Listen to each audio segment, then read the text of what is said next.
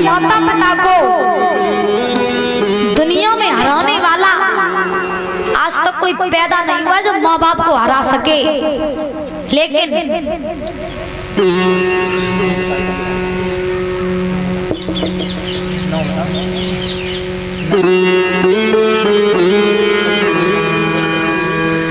हरि हरिओम। ये माला पहना कर सम्मानित कर रहे हैं, 100 रुपए देकर सम्मानित कर रहे हैं परीक्षित महाराज के सुपुत्र। बहुत बहुत धन्यवाद है। माँ सरस्वती की दया दृष्टि बच्चों के ऊपर बनी रहे, बल बुद्धि विद्या आयु बढ़ती रहे और हमेशा अपने माता पिता का ऐसे ही नाम रोशन करता रहे।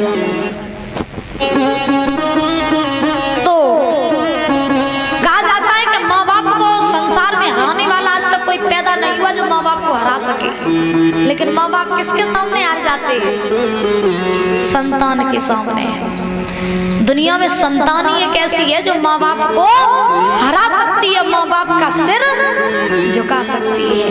कहा जाता है ना, संतान अगर चाहे तो कुल खानदान को बहुत ऊंचा कर दे, और संतान अगर चाहे तो कुल खानदान को इतना नीचा कर दे जो समाज में नहीं दिखाने के लायक न छोड़े।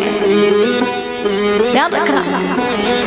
अब आत्मदेव ब्राह्मण सोचने लगे मन ही मन में कि जंगल में उन संत ने हमसे सही बात कही थी कि संतान के पीछे कभी मरना नहीं चाहिए। अब आत्मदेव ब्राह्मण सोचने लगे कि इससे अच्छा ये धुंधकारी होता ही नहीं तो ठीक था।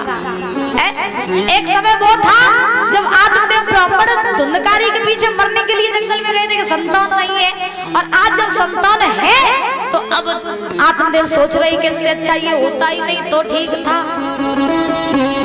अब ध्यान रखना, सूत जी महाराज समझा रहे 88,000 ऋषियों को कि हे ऋषियों, धुंधकारी धक्का देकर के वहां से चला गया। अब आत्मदेव ब्राह्मण रो रहे हैं, बैठे हुए हैं, तब तक गोकर्ण महाराज आ गए।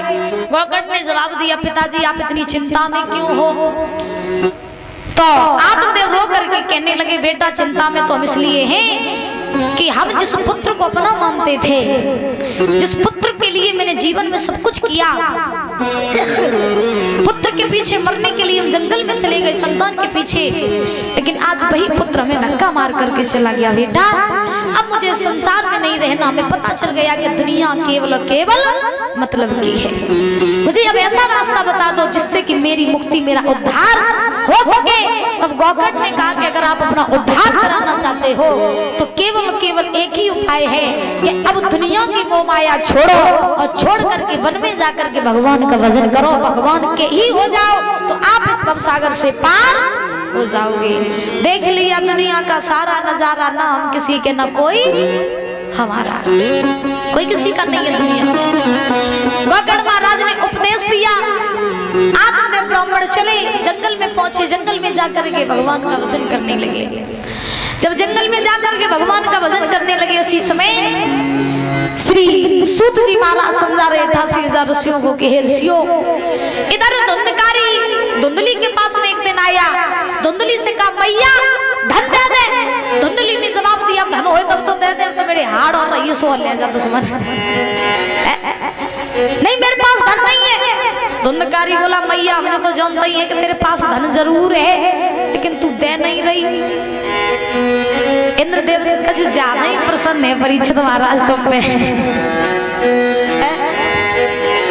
आइए ताली बजा करके बोलेंगे, और जिनको बधाई डालनी है वो बधाई डाल लें। मैया तुम बधाई डाल लो, ठीक है? बारिश ने तो अंधेर कर दो।